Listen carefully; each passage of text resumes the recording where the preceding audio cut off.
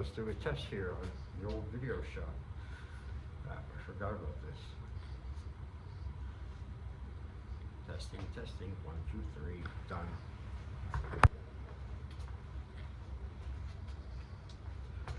And I'm back. And it is still January 23rd, 2025. Time of day is 23:28 hours. And I'm most pleased when I get the second entry,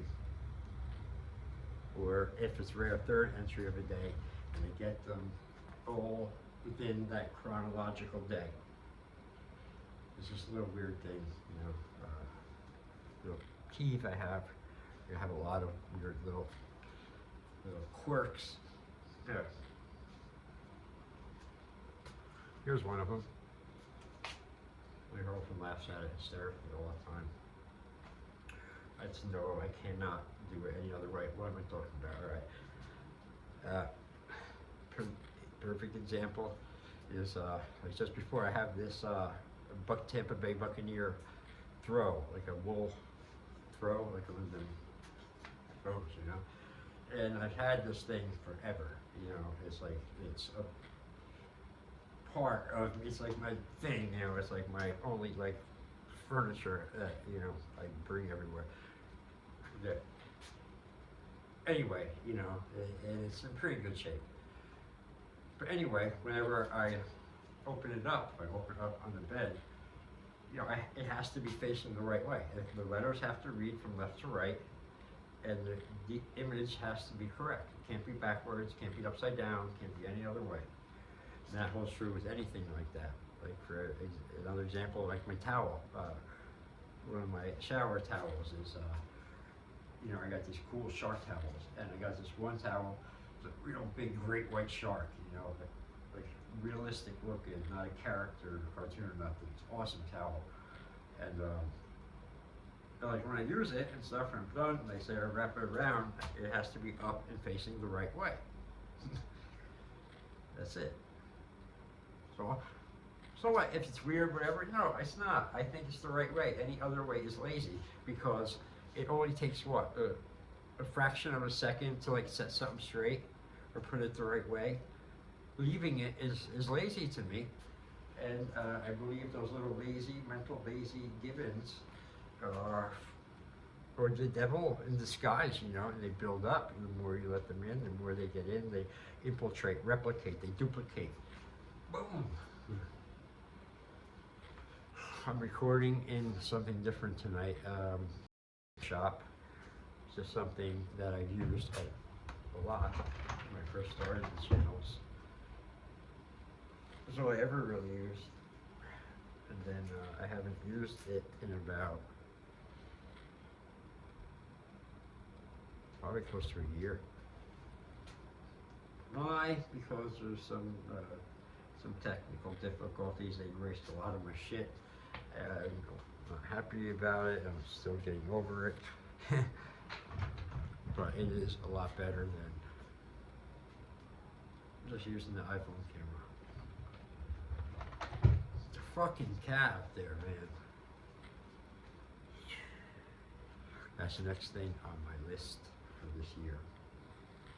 I want a cat. I want a cool cat. I want a black cat, a male black cat, kitten. That's what I want. That's what I'll get. And then the next thing, strategically, is going to be my next buddy, companion, my next dog. You know, I've had two my adult life for most of it, for like about 20 years or so. And my first beloved dog, Bolo, super Rottweiler. I had him for 12 years from puppy to the end. And then I had an awesome follow-up dog. It's almost like Bolo reincarnated into a black pit bull, you know, full breed. And he was the fucking best too, man. Had him from puppy to the end. And then I haven't had a dog since. And that's 12 years, and then, yeah, it was a little over 20 years. I had back to 2 dogs only. And man, they were great. I guess I get such a bond with the dogs, and they with me. It's crazy. Like got to the point with my one or both of them that if I wasn't home and like say they were getting rowdy or something or not listening, and like my daughter or ex-wife could say to them, Jason's coming, or stop, Jason's coming. And they would stop, because they did a few times. I was hiding and I watched. You know, they stopped me, looked like, oh shit, and you would listen. Oh God, here's why I'm talking about the dogs now. I'm going to say the Bolo story. It was my first dog, the Rottweiler.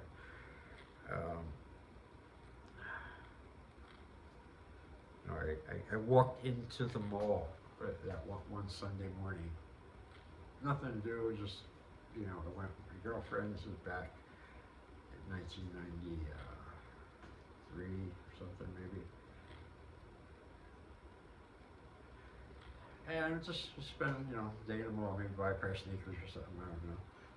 I forget how I was 22. Anyway, walked past the pet store in the mall, and then, you know, went in, and that's when we had like live, real dogs there and stuff, and other animals back then in the old world of the 1900s, from which I come from, in the last century. They don't have any shit like that nowadays. Everything is internet, and you know, and that's cool, but this is how it was then, and it had its perks. So I stumbled in there, because if it didn't, I wouldn't have had them. Like I said, I woke up that day, no plan at all of getting a dog. Stumbled into that pet store, went in there he was, Rottweiler puppy, male, you know, I just saw him in a pack of dogs, like instantly, well, yeah, I want to see him. You know, they put us in the room, a little separate room. It was all over me. It was like, you know, beyond love at first sight, you know. But I didn't have, they wanted a lot of money. It was a full purebred breed and had papers and all this stuff. So he was like $1,200 or something. Yeah, $1,200 back then, 1992, 3, something like that. It was a lot. And I didn't have it. And then the guy at the pet store was like, hey, well, you want to apply for credit? You can apply for credit. You know, it's free to apply. I was like, where do I sign? You know, and sign. I'm playing with the dog. Think if I don't get this, I'm gonna fucking steal this dog. I don't know what I'm gonna do. I gotta be with this dog. This gorgeous Rottweiler puppy, and attitude too. He comes back a few minutes later. He's like, "Oh, I got good news and bad news." I was like, "Oh, I didn't get it, huh?" He's like, "Oh no, you got it. You got it."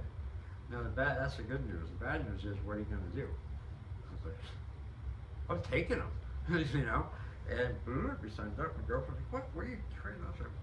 This is worth it. Who cares what happens? So, you know, because I wasn't living on my own then. I was staying at my grandfather's house, which is the fortress.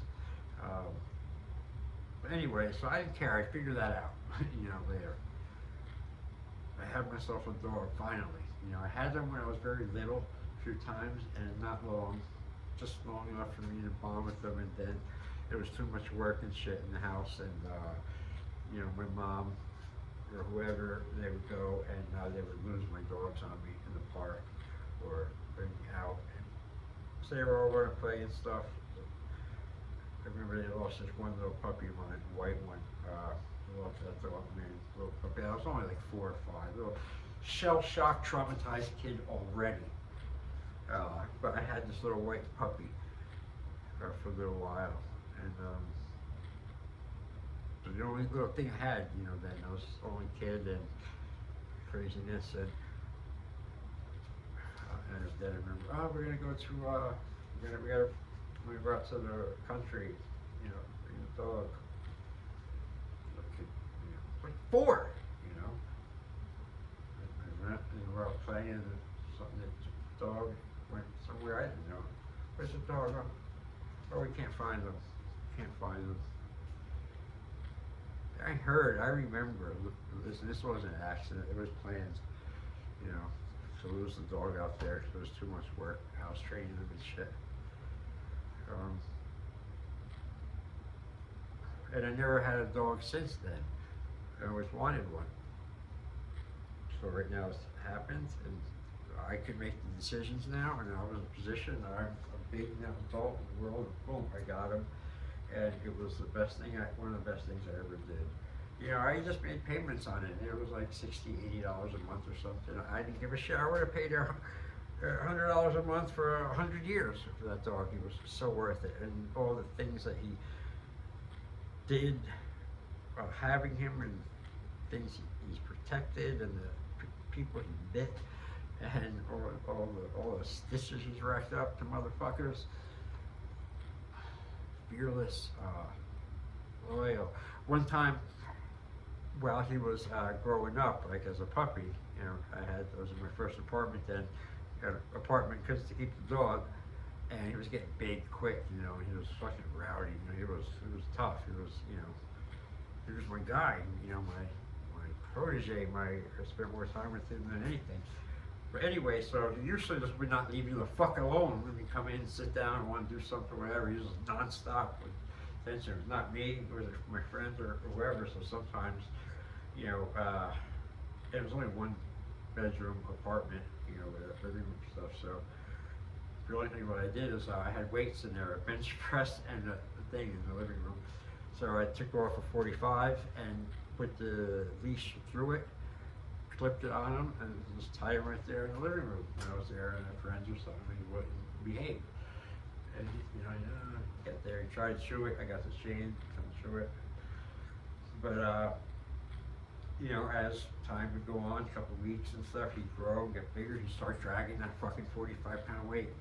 And I just let him do it, you know, it'd slow him down. I figured, it's good exercise for him. After a while, I had to put 2 there and stuff, but also another great thing he did one time, I swear to God, it was a little apartment, you know, had you come in, you had like the living room, you know, square living room, and then I had this hallway, and off to the left was the kitchen, straight across the kitchen, off a little bit was the door for the bathroom, and then straight down a little tiny hallway was the one bedroom.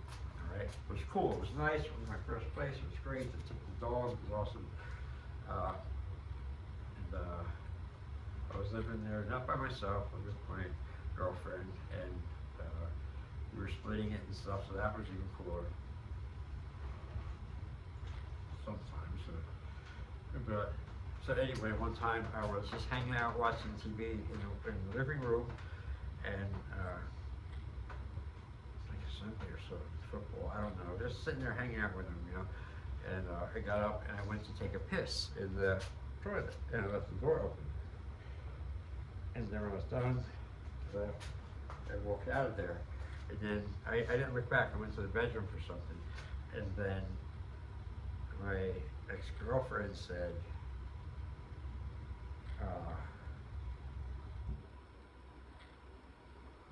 she said something to me, fuck, it doesn't matter. What matters is what happened. After I left, she said she saw him go into the room, or into the bathroom, because I left the seat up and stuff, and he lifted his leg up and he pissed in the toilet bowl. Just like he had just watched me. Put his leg down and walk out of there like he's been doing his whole life. And she, you know, she followed me and she told me what happened. And back then it's not the day and age of the quick phone record, all that stuff, but it doesn't matter. It happened, you know. And that same little time period of a magical little time there with him, he was like still a puppy, like a year old or 8 months or something, this big goofy huge beast growing into gorgeous full breed Rottweiler. I was sitting on the love seat watching TV, and he was. I let him sit on the thing with me. I let him get in the bed, anywhere I go, he could go. So I was sitting on the love seat and watching TV, and he was sitting next to me, like this, like watching it with me. And I have a witness for this too. The girlfriend was there, and was watching, and then out of nowhere, he just took his paw and he put his paw up on my arm like this, on my shoulder, and like he's watching TV with me. I almost melted. You know, I still melt when I think of that right now. It was so great. But anyway, getting all the way back to after the cat, then the dog is on my next hit list for this year. And I have to do a couple of things around here, fortress with putting up a fence and stuff and making a pen and all that. And now it's time I can get to that now. Now the vehicle things checked off, and other things are falling into place, and I just got to keep the machine up and maintained and rolling, and nothing matters except the forward roll of the fucking square wheel.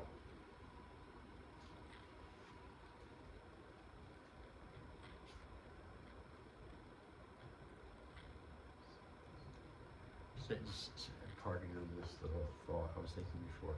Again, of the other, how fucking super important it is in life. And they should teach this to kids as soon as they go to school and kindergarten, I think.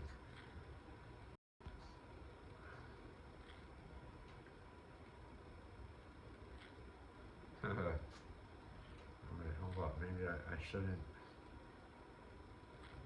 blurt that out without thinking that through a little bit. Okay, caught myself there.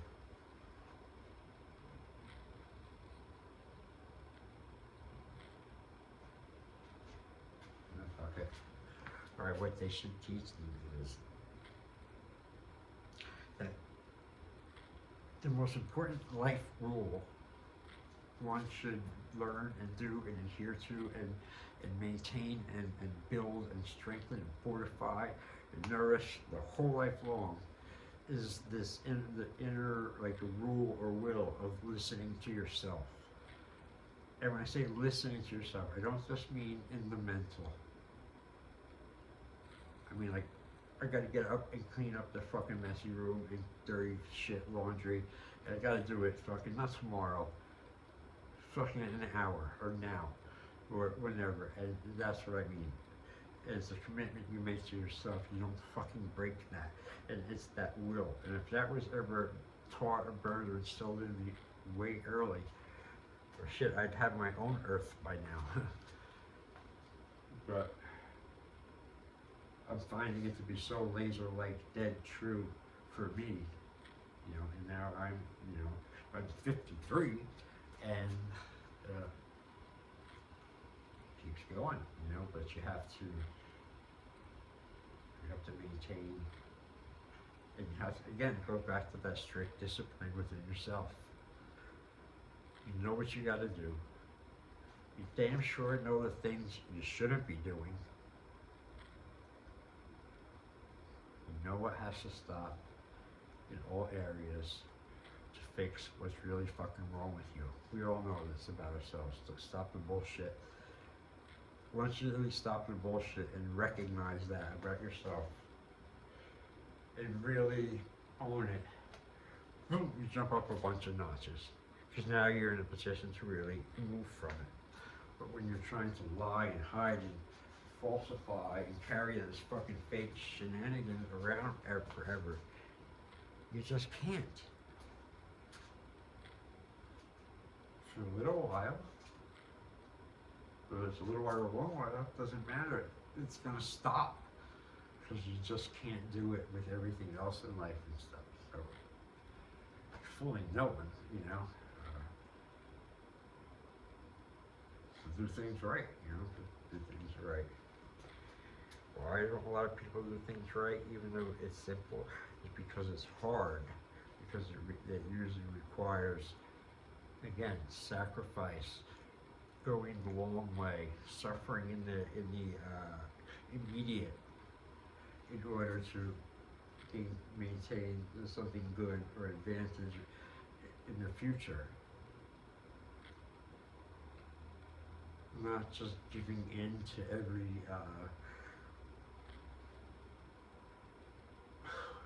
selfish whim of like egotistical or body pleasure, or a quick fix or something like that.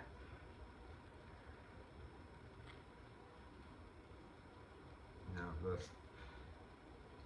Not the way to go, in my opinion, but it's only my opinion. I'm gonna wrap this up now. This is much longer than I thought, but hey, the fuck am I talking about? There's no limits. I don't go by limitations. I come from ninjutsu, American ninjutsu, the art of no limitations. So why did I say this is getting long? Because I slip up from time to time. Fuck it, that's life, so, all right. And like ending this journal entry, I was gonna read something. It's a good 2-3 page long piece that I never keep getting to on the shorts or on the videos, but I am gonna get to it in a couple days. I can't wait, I like it a lot.